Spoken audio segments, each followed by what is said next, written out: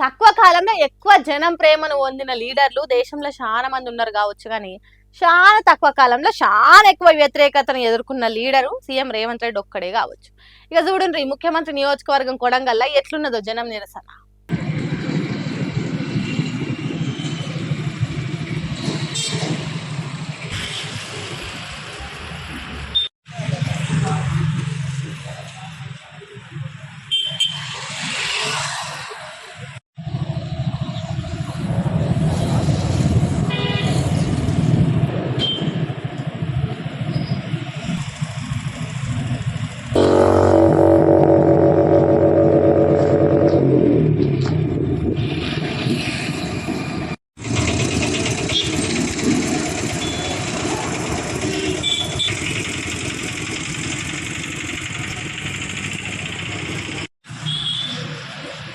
Public ఎంత కోపంతోని ఎంత ఆక్రోషంతో ఉంటే గిట్ల దుక్నాలు బుడ్డ బుడ్డ షాపులు డబ్బాలు బంద్ చేస్తారు చెప్పుండ్రి.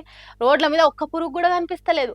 అప్పుడెప్పుడో కరోనా కాలంలో లాక్డౌన్ పెట్టినట్టే ఉన్నది కదా కొడంగల్ పట్నం. అది కూడా ఏ పార్టీల సపోర్ట్ లేకుండా ప్రజలే సొంతంగా కొడంగల్ బంద్ చేసిండ్రు. అది కూడా సీఎం రేవంత్ రెడ్డి బహిరంగ సభ కొడంగల్లో జరుగుతున్న రోజే గిట్లా చేసిండ్రు.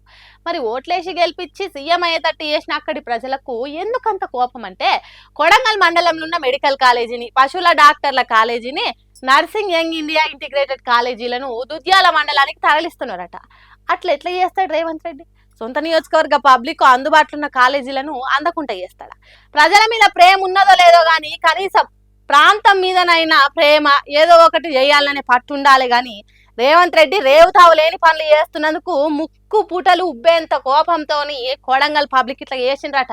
ఈ బంధు సురుకు బహిరంగ సభకు దాకేటట్టు చేస్తున్నారు. అంటే సీఎం రేవంత్ రెడ్డి పతార ఎట్లున్నదో చూడండి. సొంత నియోజకవర్గంలో शीरिषिंत घटना पन చేస్తున్నారు. ट्रेन मध्ये भी काय चालू केलंय. मी मॅगी बनवायचं, मला वाटतं aloo paratha, paneer paratha, chow mein, noodles, Maggi बनवायला चालू केलं. निवास साहेबांना रेडीमेड नाश्ता आणला आणि बघा आता इथे मॅगी, पनीर पराठे, चहा అంటేనేమో అన్నారంటారు కానీ బుద్ధి జ్ఞానం ఉన్నోళ్ళు ఎవలన్నా గిట్ల చేస్తారా? వందల వేల మంది ప్రయాణం చేసే రైళ్ళ గీ వంటల ప్రోగ్రామ్ ఏంది? గింత తెలివి తక్కువ పని ఎవలన్నా చేస్తారా? రైల్లో పోతుంటే వేడి వేడిగా ఏదన్నా వండుకోవాలనిపిస్తే ఇగో గిట్ల మ్యాగీ చేసుకుంటారు అన్నట్టు వీడియో తీస్తుంటే చెప్తున్నది గీ గురంగల్ల ఇల్లాలు. ఇంటి నుంచి తెచ్చుకున్న తిండి సల్లారుతుంది, సప్పబడుతుంది. స్టేషన్లలో కొని తిన్న తిండి రుచి పచ్చి ఉండదు. కాబట్టి రైళ్ళు ఉన్న సౌకర్యాలను వాడుకోవాలి. నీళ్లు వేడి చేసుకొని ఎలక్ట్రిక్ క్యాటిల్లల్లా గిట్ల మ్యాగీ చేసుకోవాలన్నట్టు మరాఠా భాషలో చెప్తున్నది. ఇంటుంటే కొంతమందికి నిజమే మంచిగానే ఉన్నది ఉపాయం అనిపిస్తున్నది కావచ్చు, కానీ రైళ్ల ప్రయాణం చేసేటోళ్ళందరినీ చంపే పని చేస్తున్నది.